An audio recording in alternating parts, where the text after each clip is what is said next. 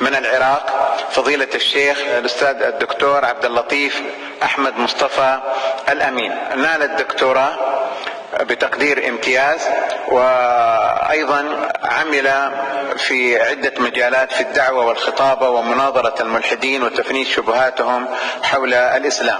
يعمل حاليا مدرس لمرحلتي الدبلوم العالي والماجستير في كلية العلوم الإسلامية، وعمل سابقا معاونا لعميد المعهد الإسلامي لإعداد الأئمة والخطباء بالسليمانية، ومدرسا في كلية الشريعة بجامعة الكويت.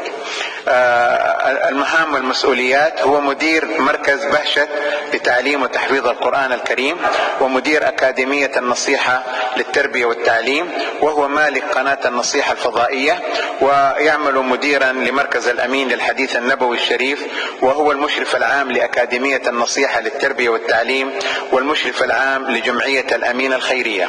له أكثر من 40 مؤلفا باللغتين العربية والكردية، وشرح ما يقارب 50 كتابا في مختلف العلوم الإسلامية.